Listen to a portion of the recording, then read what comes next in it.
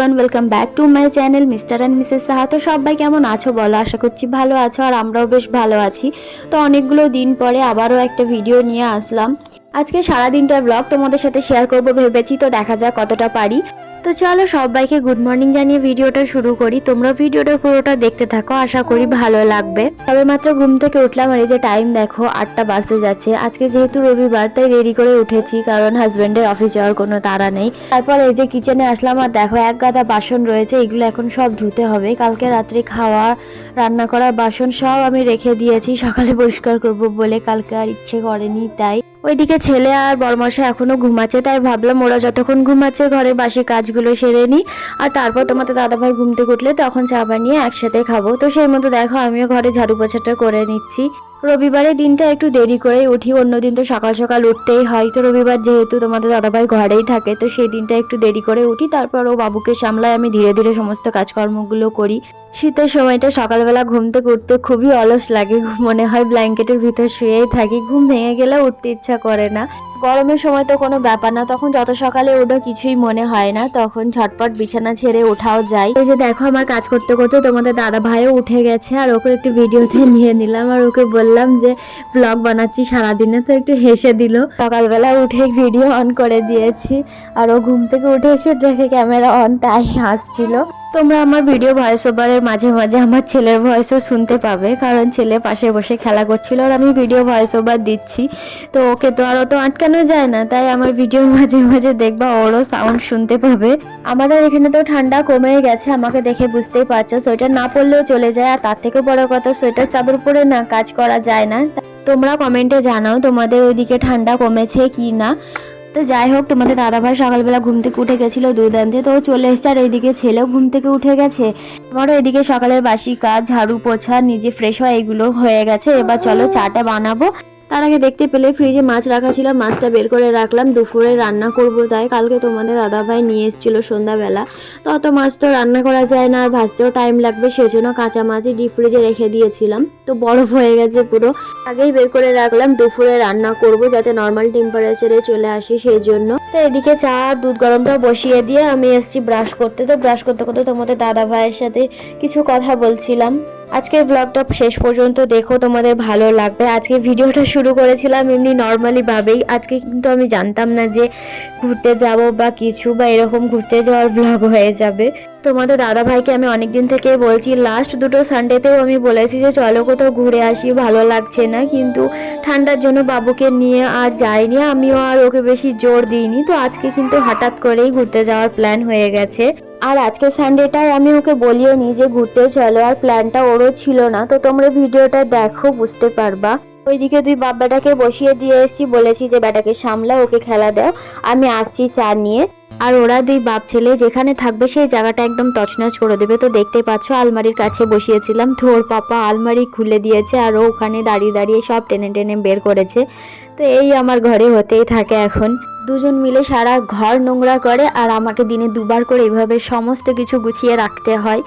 তো ছোট বাচ্চা, কিছু করার নেই, এগুলো এখন চলতেই থাকবে। যাই হোক, তোমাদের সাথে কথা বলতে বলতে আমাদের যেখানে ঘুরতে যাওয়ার কথা ছিল তো সেখানে পৌঁছেও গেছি, দেখতেই পাচ্ছ। তো আমি চাটা খাওয়ার পর আর কোনো ভিডিও নিতে পারিনি, কারণ খুব তাড়াহুড়োর মধ্যে বেরিয়ে এসেছি। আসলে যখন চা খাচ্ছিলাম তখন পাশের এক নন বেঙ্গলি দাদা ভাই ওর পাপাকে ফোন করে ঘুরতে যাওয়ার কথাটাও বললো। দাদাটা 4 হুইলার ড্রাইভিং জানে, তো সে অন্য আর একজনের গাড়ি নিয়ে এসেছিল, তাই যাওয়ার জন্য ফোন করেছিল। ভাবলাম যাই, ঘুরেই আসি একসাথে, কি বলো তো, একা একা কোথাও গেলে না সেই মজাটা আসে না। দেখবা একটা গ্রুপ বানিয়ে গেলে বা দুটো তিনটে ফ্যামিলি একসাথে গেলে সেখানে আরও বেশি মজা হয়, সেই ভেবেই আরও গেলাম। তো আমরা বেশ মজাও করেছি। তো এই দাদা ভাই ফ্যামিলি আর আমরা আর একটা দিদি ভাই গেছিল। আমরা ফার্স্টে যে জায়গাটা গেছিলাম সেটা একটা আশ্রম বা মন্দির বলতে পারো, জায়গাটার নাম হচ্ছে সুধাংশু আশ্রম। তো জায়গাটা সত্যিই খুব সুন্দর ছিল, সবার খুব ভালো লেগেছে, মানে ভালো একটা টাইম কাটানোর বা ঘোরার মতো জায়গা এটা। আশ্রমের ভিতর ঢুকে প্রথমেই একটা মন্দির ছিল, সেখানে অনেক দেবদেবীর মূর্তিও ছিল, দেখতে পেলে কিছুটা তোমাদের সাথে শেয়ার করেছি। জানোই সব জায়গায় ক্যামেরা অ্যালাও হয় না। তারপর মন্দির থেকে বেরিয়ে চারপাশটা ঘুরছিলাম, আর দেখতেই পেলে একটা বড় শিব দুর্গা মূর্তি বানানো ছিল। তো ওটাও কিন্তু দেখতে দারুণ লাগছিল, হয়তো ওটা সন্ধ্যের দিকে কিছু লাইটিং শো থাকতেও পারে, সেটা আমরা জানি না। তো এমনি দিনের বেলা এতটাই সুন্দর লাগছিল কি বলবো, আর অনেকটা বড় করে ওই মূর্তিটা বানানো ছিল। তো এখানে অনেকক্ষণ ধরে আমরা কিছু ফটো ভিডিও নিলাম, মানে ফটো তোলার খুব সুন্দর প্লেস, মানে ফটো তুলে মনই ভরছিল না এরকম একটা ব্যাপার।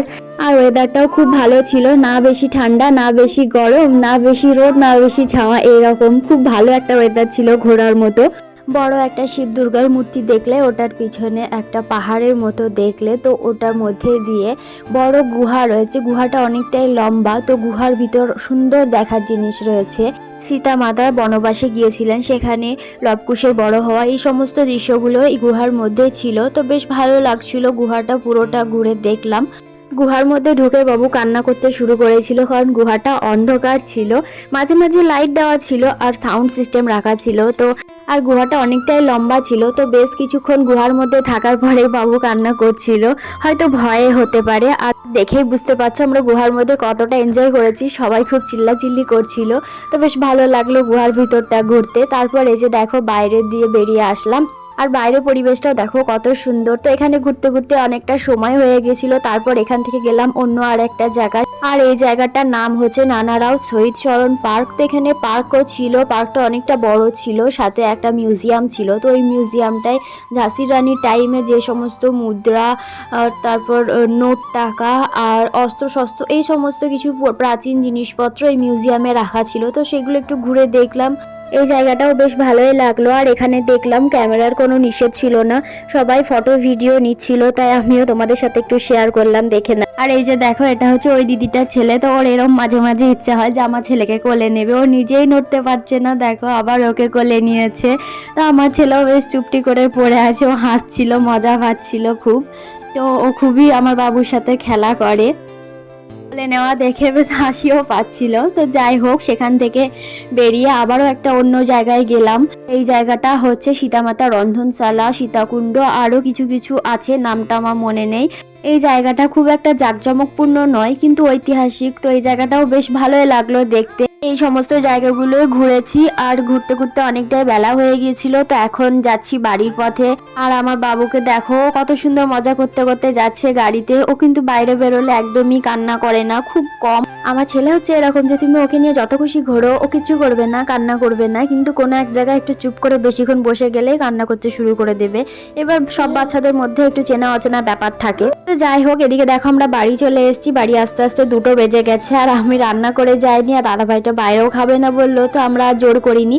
তো এসে দেখো ফটাফট রান্না বসিয়ে দিয়েছি, শুধুমাত্র ড্রেসটা চেঞ্জ করেছি। একদিকে ভাত বসিয়ে দিয়েছি আর একদিকে চা বসালাম, খুব খিদে পেয়েছে তাই ভাবলাম আগে একটু চা খেয়ে নিই।